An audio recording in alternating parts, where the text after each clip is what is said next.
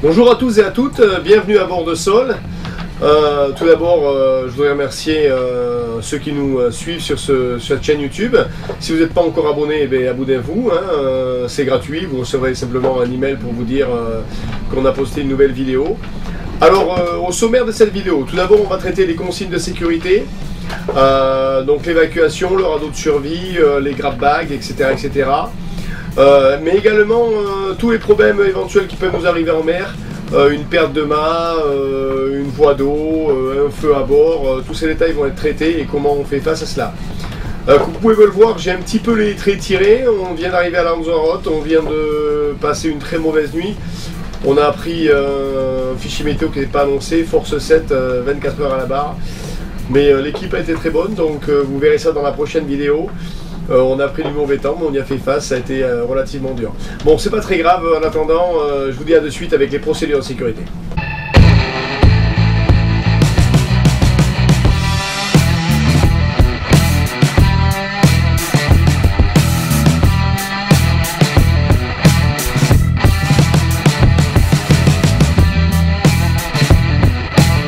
Allez, bon, le cours d'aujourd'hui, le briefing d'aujourd'hui, on va essayer de le régler en... On va faire, voilà, vous sachiez à peu près ce qu'on va faire. On va faire d'abord l'ultime solution, la pire, c'est qu'on finit dans le radeau de survie. Donc on va traiter dans quelles conditions on finit dans le radeau de survie.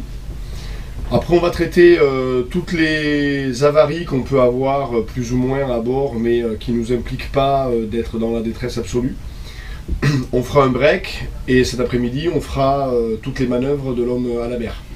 Donc après manger, je ferai le briefing de l'homme à la mer comme on le fait, etc. etc. mais ce matin on fait de la sécurité pure. Ok. Donc les deux conditions qui font, la seule condition qui fait d'ailleurs qu'on finit dans le radeau de survie, c'est que le bateau coule. Dans tous les autres cas, on ne quitte pas le bateau. Et s'il flotte, mais qu'il a l'eau à ras le pont, on peut avoir donc, ou le radeau ou l'annexe attaché au bateau et on est prêt à partir, à détacher le nœud s'il coule, mais on reste collé au bateau. Pourquoi? Parce que les secours, quand ils vont venir nous chercher, c'est vachement plus facile de trouver un bateau de 13 mètres qui est à fleur d'eau en surface que trouver une annexe qui est grande comme ça. Ou un radeau de survie rouge qui est grand comme ça. Donc ça il faut le savoir, c'est que le seul cas où on va laisser ce bateau, c'est le cas où il va couler. Si tu es dans du gros temps et qu'il y a de la mer et qu'on est en... Voilà, il faut évacuer, se mettre dans l'annexe, c'est compliqué parce qu'il y a des vagues de fou, mais le bateau il reste à flot.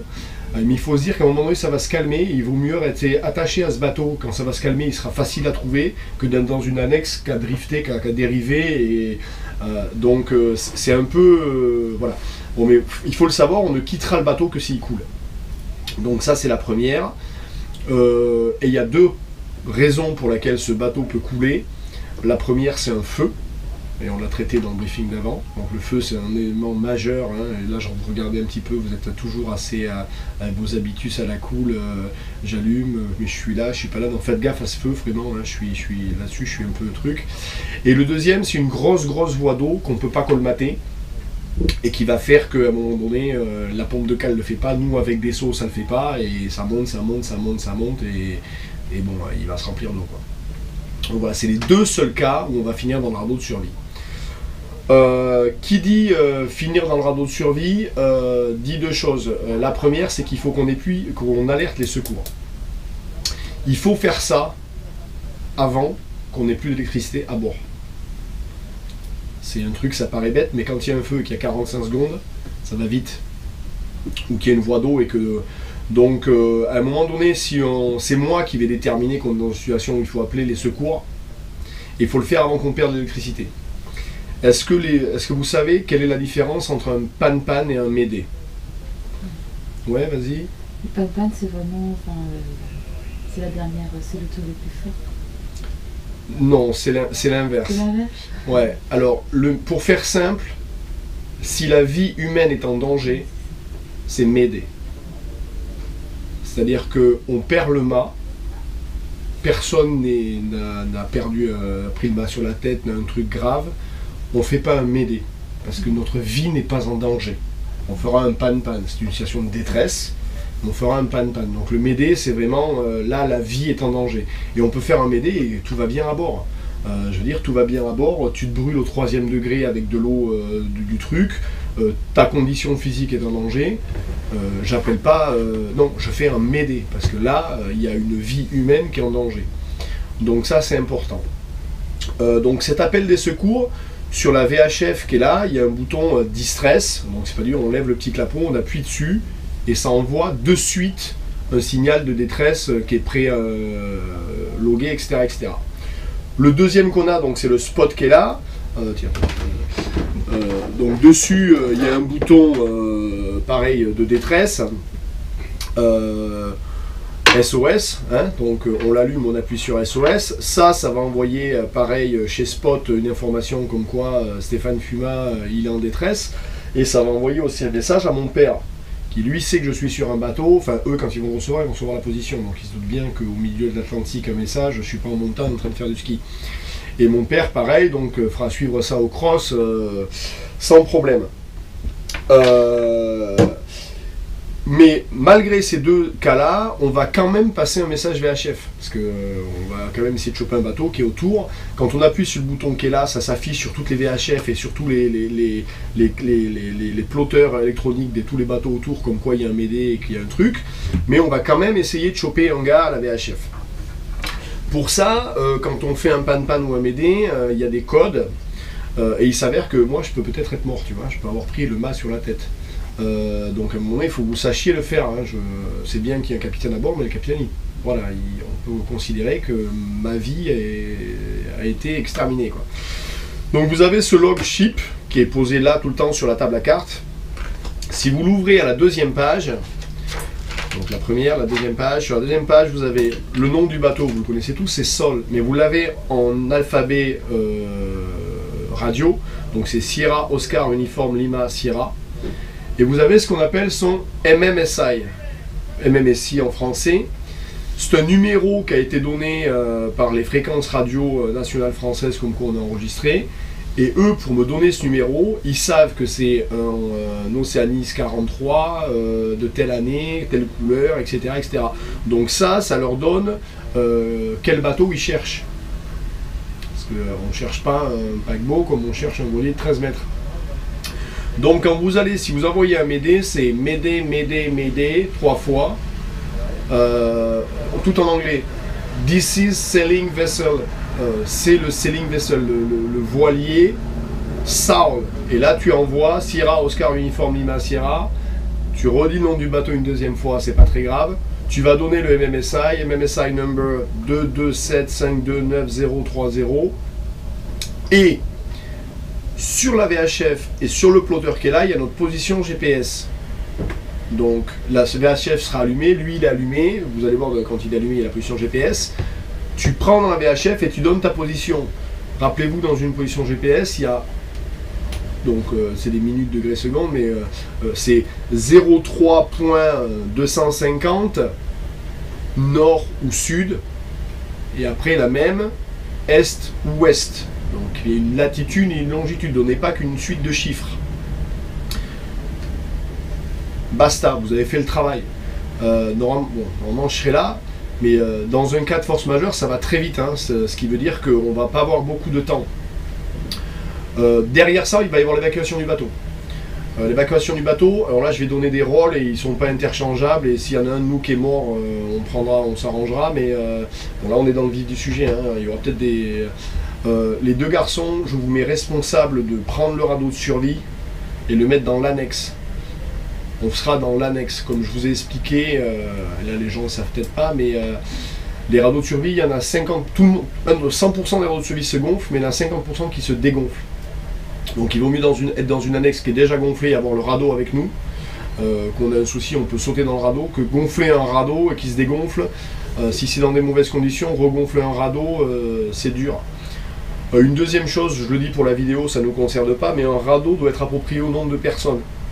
Si on a un radeau pour 6 et qu'on est 2, si quand on le gonfle et qu'il y a du gros temps, il se retourne, on n'arrivera jamais à le remettre à l'endroit. Donc on est mort. Donc on a un super radeau de survie pour 6 personnes parce que c'est un bateau pour 6 personnes, mais on est mort. Parce qu'on n'arrivera pas à le remettre à l'endroit parce qu'on n'est que 2 et la force qu'il faut dans du vent fort pour remettre le radeau à l'endroit, appuyer sur les trucs, un couple, ils n'y arrivent pas. Donc ils vont finir à s'épuiser, à se tenir au radeau, à mourir de froid, enfin bref.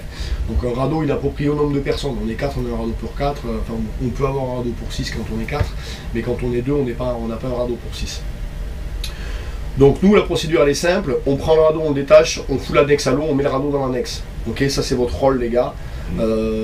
Moi je vais m'occuper d'envoyer le signal de détresse, etc. etc. Toi tu vas t'occuper de la bouffe.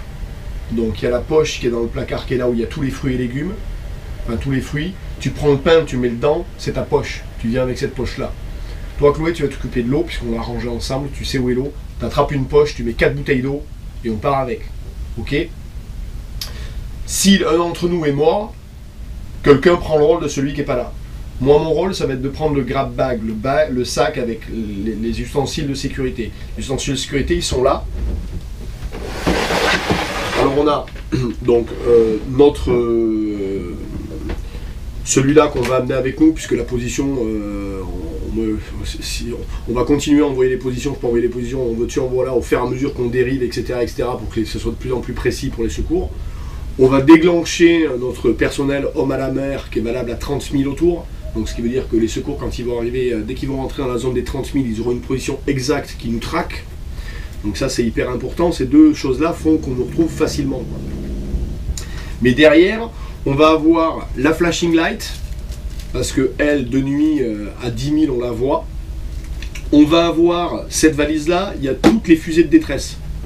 Donc là, pareil, de nuit, on voit un truc au large, on essaye de le choper à la VHF, on a les jumelles pour voir si c'est de jour, choper le nom du bateau, c'est plus facile d'appeler un bateau par son nom, Vandel, on est en détresse, viens nous chercher, canal 16. Donc voilà, et ça c'est les fusées de détresse. C'est-à-dire que si on voit qu'il y a un bateau, c'est de nuit, on n'arrive pas à le choper, on fait péter de la fusée, quoi. Et on ne fait pas toutes péter. Là c'est pareil, je serai peut-être pas là. Donc dedans il y a des fusées parachutes et il y a des smokes de la fumée. On les fait pas toutes péter pour la bonne et simple raison que si ce mec là il nous a pas vu, on se dit pas on va tout envoyer et à un moment donné il va nous voir, parce que pareil il va pas nous voir. Et il s'est barré et on se retrouve sans fusée et pareil il y a un deuxième bateau qui va repasser dans la nuit, qui lui pourrait nous voir. Donc on se comporte en bon père de famille. On essaye de lui envoyer une première fusée, on essaye de le choper à la radio, on voit qu'il répond pas, bon on en a des fusées, hein, c'est pas le problème.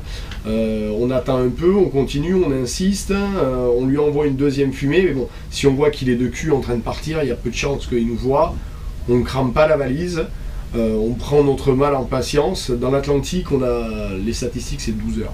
En 12 heures, t'es repêché. Même si on reste 24 heures. Et si on envoie un deuxième, on fait la même procédure. Est-ce que c'est clair pour tout le monde? Yes? Oui. Bon, ça c'est important.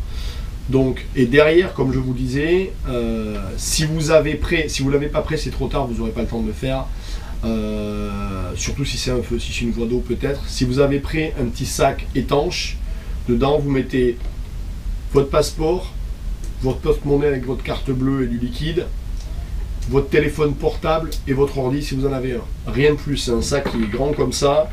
C'est la seule chose qu'on va s'autoriser à amener. On ne peut pas amener nos fringues, nos machins, nos trucs. Ça, parce que si on vient nous chercher et qu'on nous amène dans un pays étranger, ça vous évite, avec les passeports, l'ambassade, refaire un passeport, machin.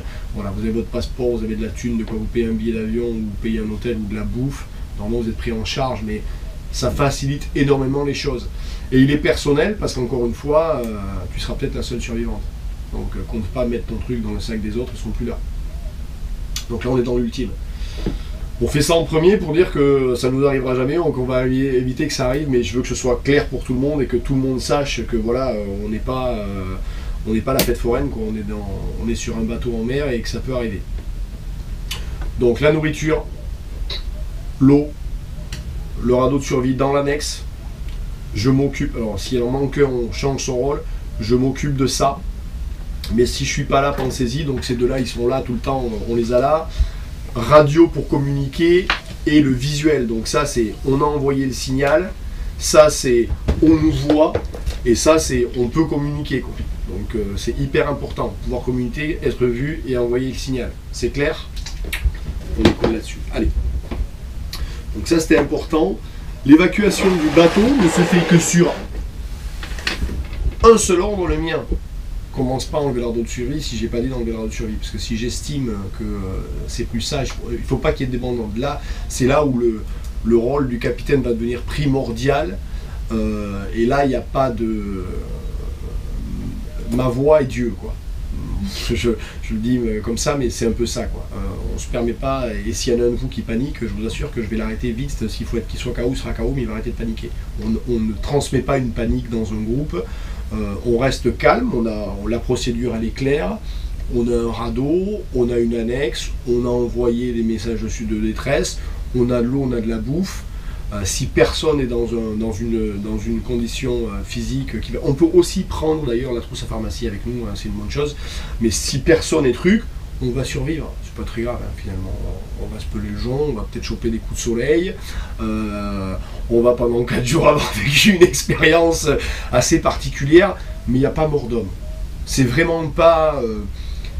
c'est très strict dans la procédure, mais dans la finalité de la chose, des gens sont repêchés tous les ans et ils ne sont pas perdus, etc., etc. Donc il ne faut pas voir ça comme de l'ultime dans...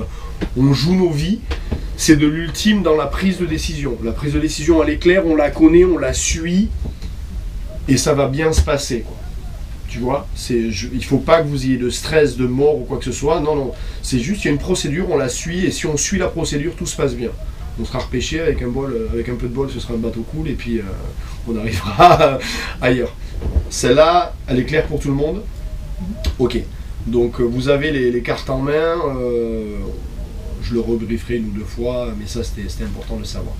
Enfin, c'est le cas ultime, hein, c'est voie d'eau extrême ou feu, mais dans tous les cas, de toute façon, notre vie n'est pas en danger, quoi. La vie, vraiment, le gros problème, c'est voilà, le mât tombe sur quelqu'un, et là, il a le crâne ouvert.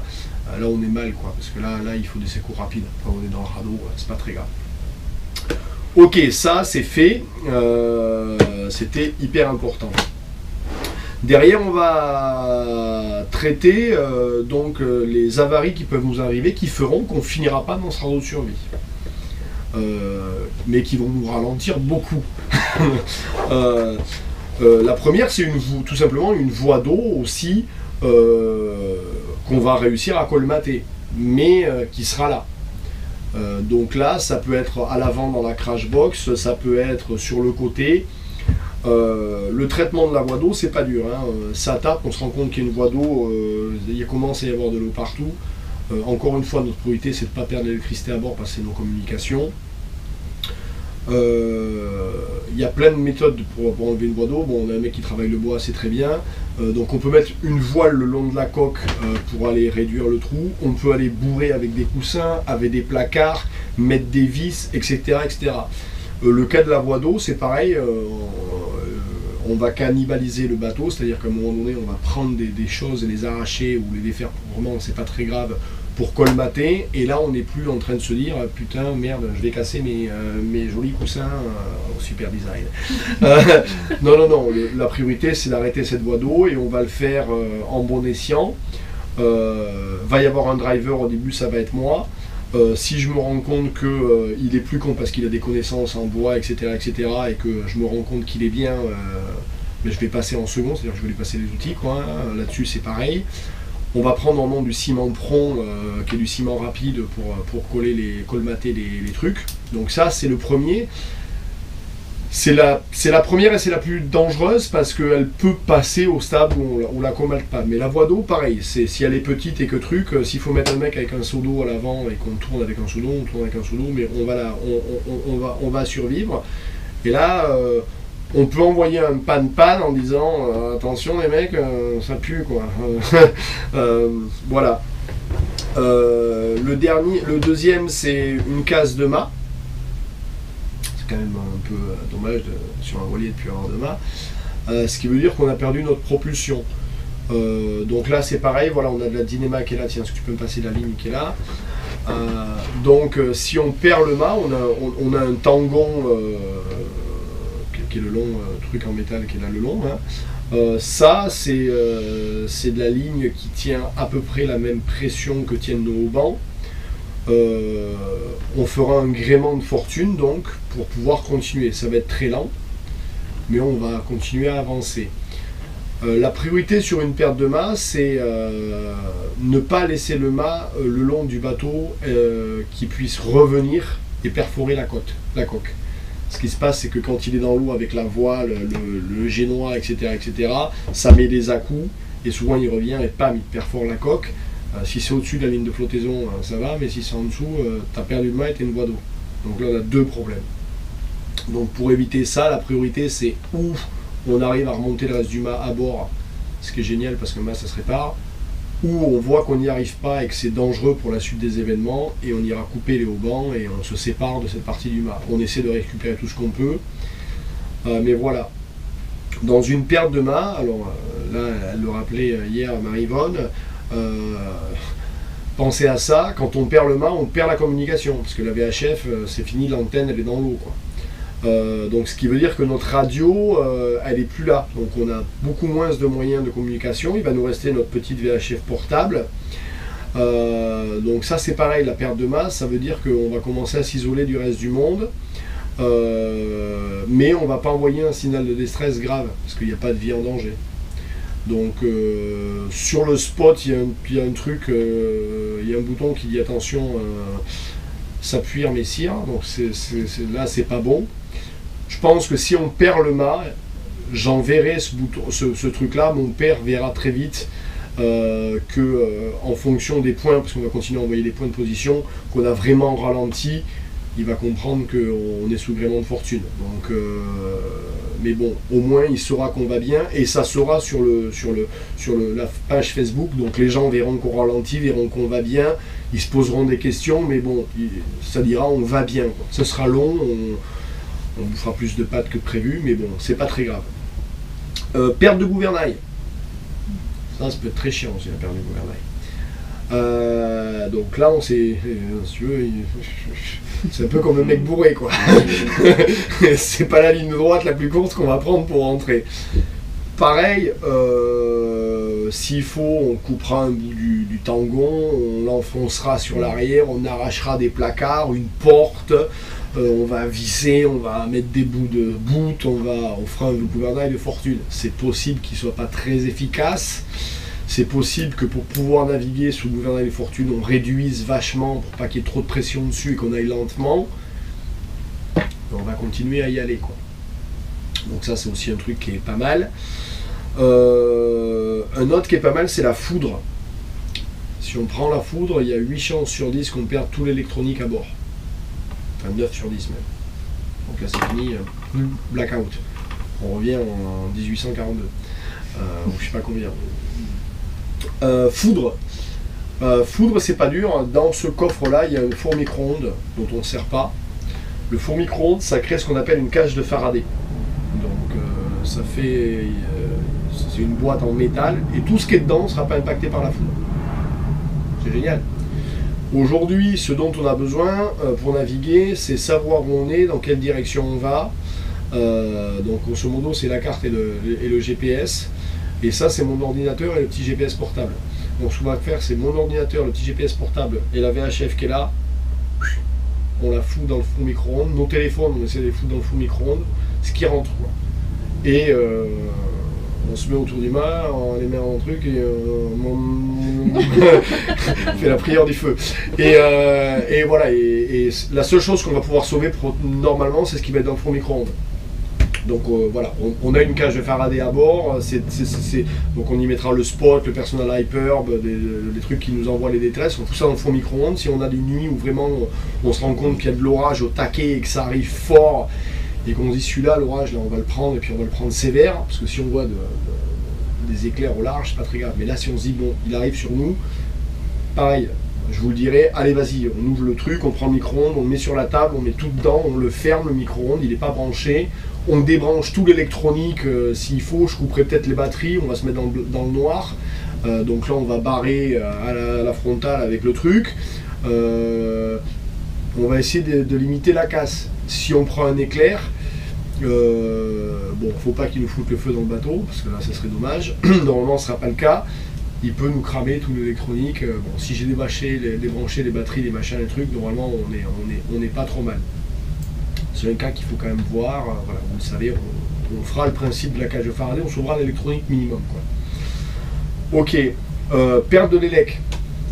Pareil, pour une raison quelconque, les batteries, elles s'envoient vers le bas. Donc là, bon, déjà, on a un GPS portable, donc notre position là, on a une carte papier, un mec qui est fort à la carte papier, et on a des stylos. Donc on a un compas magnétique en haut. Rien qu'avec ça, on est bon. Parce que avec le GPS portable, on peut prendre notre position toutes les 12 heures. Lui, il peut la rapporter sur la carte. Ça nous donne un cap. Et avec ça, on sait où on va. Donc même si on perd toute l'électricité de bord, c'est pas très grave. Sachant qu'on a un moteur, 2 panneaux solaires, un groupe électrogène, petit mais bon, et qu'on a 3 batteries, il faudrait qu'on ait vraiment pas de cul pour que tout soit mort. Au pire, moi je suis électricien, c'est pas le temps que ça va me prendre de débrancher une batterie avec des fils, faire un truc pour que je puisse, puisque mon ordinateur a la prise allume-cigare, brancher un allume-cigare dessus en direct, on aura du 12 volts pour charger l'ordi, quoi. Donc ça c'est pareil, les LEC, à partir du moment où tu as un GPS portable et que tu as une carte papier, normalement tu es bon, quoi. Et un mec qui sait s'en servir. Pendant les deux, on sera sûrement 4 d'ici peu de temps, puisque vous avez commencé à... Donc les LEC c'est chiant, plus de pompe électrique. Donc là c'est pareil, on ira ouvrir les couvercles des réservoirs et on ira au bro chercher de l'eau pour faire à manger, mais bon ils s'ouvrent tous, je sais tous où ils sont. Bon voilà, ça va être un peu plus difficile pour se doucher, mais c'est voilà, c'est la vie, mais c'est pas très grave. L'eau, manque d'eau. Donc là comme j'ai dit, on a 50 litres d'eau sous ce truc là-bas, on les garde en réserve. Tout le reste c'est de l'eau bouteille. On a les réservoirs qui sont divisés en 4, donc 150, 150, 150 et 50 là, ou 200, 200, 150 et 50 là, je sais plus. Quand on va arriver sur celui-là, qu'on aura cramé les 2 réservoirs de devant, je vous dirai, déjà je vais vous dire au fur et à mesure, le premier, je vais dire, bon les gars, on en a vidé un, je dis les gars, mais c'est les gars de l'équipage, les génériques. On a vidé le deuxième. Quand on va arriver sur celui-là, on saura qu'il nous reste 200 litres. Donc là, je demanderai pareil à chacun de dire, alors si on est à 3 jours de l'arrivée, voilà, mais bon, si ça nous arrive à 1 semaine de l'arrivée, c'est qu'on n'aura vraiment pas été sérieux. Et là, je dirai à chacun, bon, mais à partir de maintenant, on va sentir mauvais ou se doucher en mer. On rincera peut-être plus trop la vaisselle à l'eau douce, mais on va se garder de l'eau, quoi. Dans tous les cas, on va se garder de l'eau. Voilà. Je pense que j'ai à peu près traité tous les points. Est-ce qu'il y en a d'autres?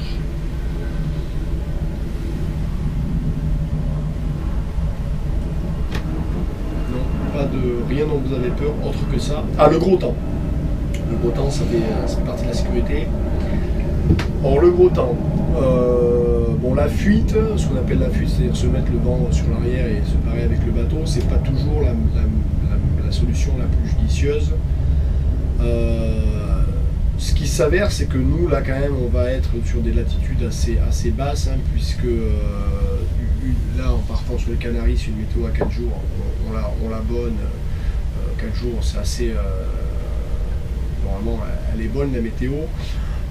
Mais bon, si on prend du vraiment gros temps, bon, on réduit, et puis on réduit, quoi. Et puis, si à un moment donné, on ne peut plus réduire parce que ça ne va plus, on se met ce qu'on appelle à la cape. Vous savez ce que c'est que se mettre à la cape? Génois d'un côté, grand voile de l'autre, et la barre à contre. Tabarly raconterait dans une de ses récits qu'il s'était mis à la cape avec un des bateaux sur lesquels il était. Ça tapait tellement que ça avait cassé l'établi, le workshop de la soute avant. Mais le bateau, il a tenu, quoi. Le bateau, et quand on regarde les mecs qui ont abandonné leur bateau qui flottait, les bateaux n'ont jamais sombré. Ils ont été retrouvés sur les côtes du Brésil, on les a pas retrouvés, on les retrouve 10 ans plus tard, mais les bateaux ont flotté.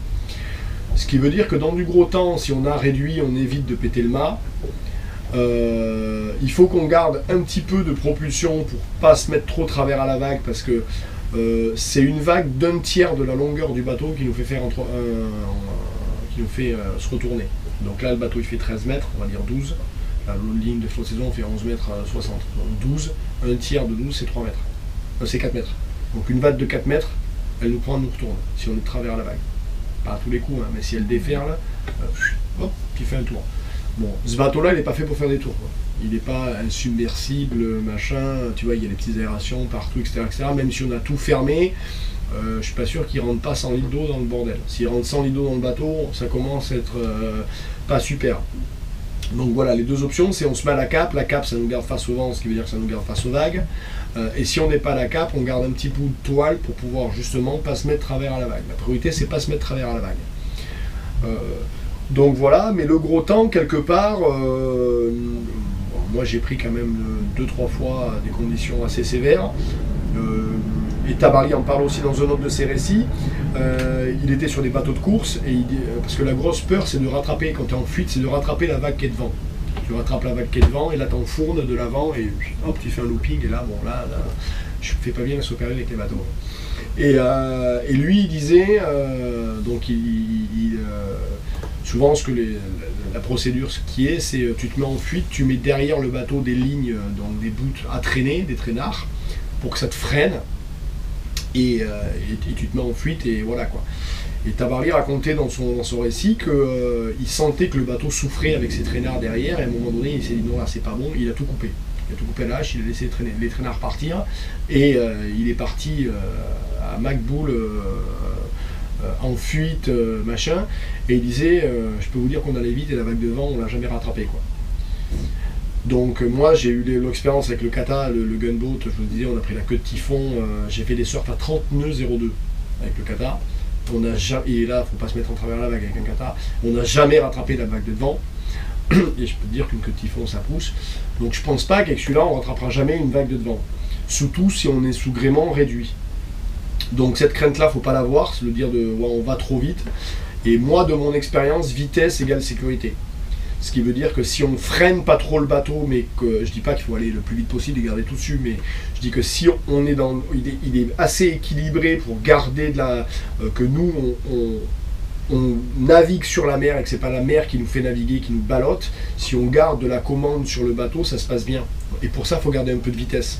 On ait la capacité, quand la vague elle arrive, parce que le bateau, quand il prend la vague, il part sur le côté comme ça, et puis dans le creux de la vague, le vent est au-dessus. Donc il perd toute la... Quand tu es en haut de la vague, tu as tout le vent qui te pousse, tu descends derrière, le vent est que plus que sur l'eau, donc tu perds de la propulsion parce que tu as moins de portance. Donc si tu gardes si tu as de la vitesse, bon, quand le bateau sur le haut de la vague il va tourner, déjà tu l'anticipes, tu le prépares et tu le mets légèrement à compte donc, pour que ça le mette droit.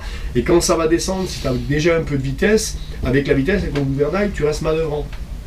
Et donc tu manœuvres, hop, et ça va remonter, tu reprends du vent, etc. etc. Donc ça c'est des choses que j'ai déjà vécues. Donc le gros temps c'est pareil quoi. Il ne faut pas l'appréhender avec une peur absolue. Gros temps, ça veut dire que je vais peut-être vous dire à tous, allez, gilet de sauvetage obligatoire, tous ceux qui sont, on est deux, machin, à loquer en haut avec nos gilets, machin, les autres, ils sont là sur la marche pour pas vomir, machin, à l'intérieur, ou à côté de nous, mais côté truc, et on prend de la mer, on ferme les panneaux ici pour pas qu'il y ait une vague qui rentre dans le bateau, on va se faire boulotter comme pas possible. Si là on passe en mode survie, s'il y a des manœuvres à faire à l'avant, des trucs, etc., ben là c'est harnaché, longe, et on y va, et là on fait gaffe à l'homme à la mer, le mec qui part devant, je peux dire que là il s'attache bien. Donc on est dans les conditions sportives, hein, c'est de l'alpinisme à l'extrême, mais on reste sécu, on n'a pas la peur au ventre. Moi je sais ce que je fais et vous n'êtes pas des enfants de cœur quoi, et ça va bien se passer. C'est musclé, mais on passe à travers quoi. Normalement aujourd'hui avec les prévisions météo et les zones dans lesquelles on va naviguer, on ne devrait pas être embêté, sachant que quand on arrive au Cap Vert on est très bas, hein, on est déjà 18 ou 20 de latitude, la Barbade c'est 18, les cyclones, etc., descendent pas en dessous du 7. Hein. Grenade qui est à 7 de latitude, non, on est même plus bas que ça, je crois, hein, qu'au 7 de latitude nord, c'est considéré comme zone non cyclonique. Il y a les tempêtes tropicales, mais il y a déjà plus de cyclones. Donc ce qui veut dire qu'une des options qu'on a aussi, c'est de prendre plein sud. Parce que plus on va vers le sud, moins la dépression sera forte. Elle va se dégrader en descendant. Elles sont très fortes dans le nord, mais donc voilà, on prend cette option-là tranquillement. C'est cool. Vous sentez sécure ou vous avez des questions? Non, mais allez-y, parce que là, c'est maintenant. Hein. Non, c'est bon? Ok. Non, moi, ça m'a très bien fait d'en parler. Voilà. On est bien avec tout. Hors vidéo, on va faire deux choses. Je vais vous montrer bouteille de gaz, extincteur. Je suis chiant avec le feu, hein. Mais c'est important. Ok? C'est le pire scénario, je crois, le feu. Voilà, c'est le pire. Allez, clap! Ok, il faut se la faire en anglais, les mecs.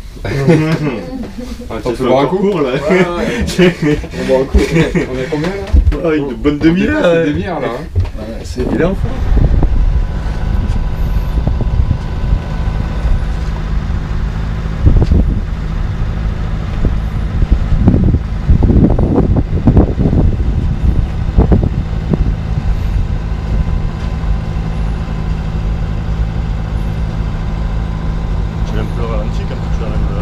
Ouais, quand tu l'enlèves, il se met au ralenti de lui-même.